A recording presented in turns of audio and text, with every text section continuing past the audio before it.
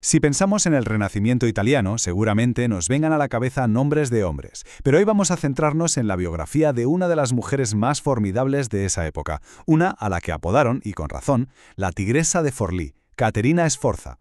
Para que nos hagamos una idea del personaje, nada mejor que empezar con su frase más famosa, su momento más legendario.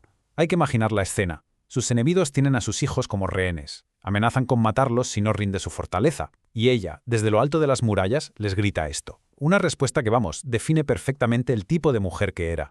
Claro, con un carácter así, no es de extrañar que sus enemigos, y en especial el Papa Alejandro VI, le pusieran apodos de este calibre. La Diablesa de Imola, Diablesa encarnada. Estos nombres ya nos preparan para la historia de una mujer que se negó, simple y llanamente, a dejarse intimidar. Pero, a ver, ¿cómo llega una hija ilegítima a tener tanto poder y a infundir tanto miedo? Para entenderlo, tenemos que irnos a sus orígenes, a ver cómo se fue forjando ese carácter de hierro. Su historia arranca en 1463.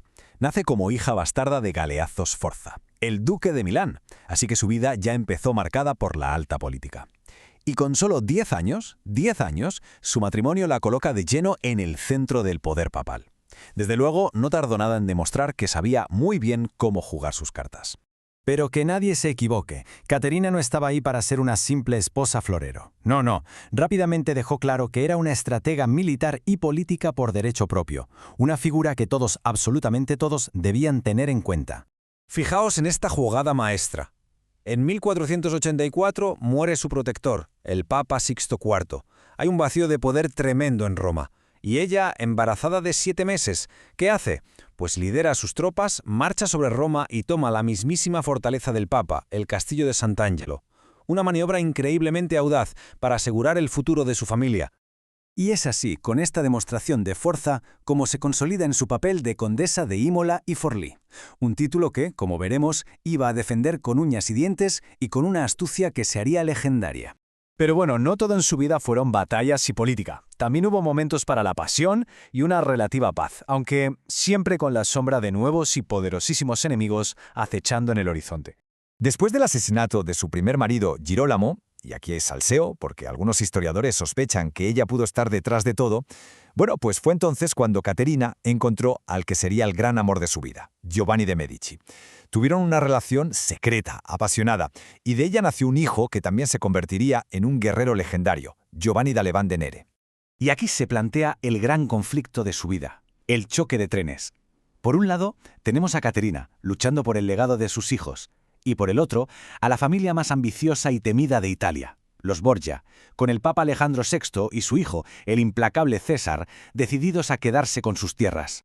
Con esto llegamos al momento cumbre, al clímax de su historia, su increíble resistencia contra una de las maquinarias de guerra más temidas de Italia. Un enfrentamiento que iba a cimentar su leyenda para siempre. Se convierte en enemiga pública de la Santa Sede después de un supuesto intento de envenenamiento al Papa. Lejos de acobardarse, ¿qué hace? Se atrinchera en su ciudad, Forlì, para enfrentarse cara a cara al genio militar de César Borgia. Imaginad la escena, sus 1000 soldados contra todo el ejército papal.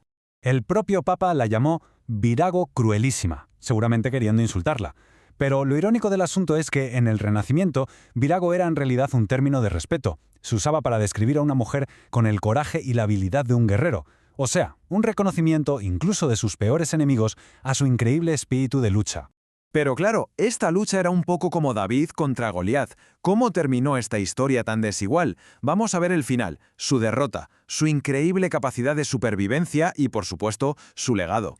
Pues en enero de 1500, después de una defensa heroica, Forlì cayó, y con la ciudad cayó ella. Lo que vino después fue un periodo muy oscuro. Fue prisionera personal de César Borgia, y luego la encerraron en la misma fortaleza que ella había conquistado años atrás. Al final fue liberada gracias a la intervención de sus aliados franceses y pasó sus últimos años en un convento, donde murió en 1509. Pero ojo, sería un gran error recordarla solo como una guerrera. Caterina era una mujer del Renacimiento en toda regla. Se metió de lleno en la alquimia, escribió un libro de recetas con fórmulas cosméticas y medicinales y, atentos a esto, demostrando una visión increíble, contrató al mismísimo Leonardo da Vinci como ingeniero militar. Casi nada. Y claro, con una vida así, es normal que su espíritu indomable haya llegado hasta nuestros días. La hemos visto en series de televisión y hasta en videojuegos como Assassin's Creed. Su historia sigue fascinando, y eso asegura que su legado nunca se olvide. Y todo esto nos deja con una pregunta final para reflexionar. Al mirar su vida, tan llena de brutalidad, de inteligencia y de una voluntad de hierro, ¿cómo deberíamos recordarla? ¿Como una heroína que defendió a su familia hasta el final? ¿Como una tirana dispuesta a todo por el poder? ¿O quizás como el producto exacto de su tiempo, la mujer que un renacimiento tan violento y brillante necesitaba para poder sobrevivir?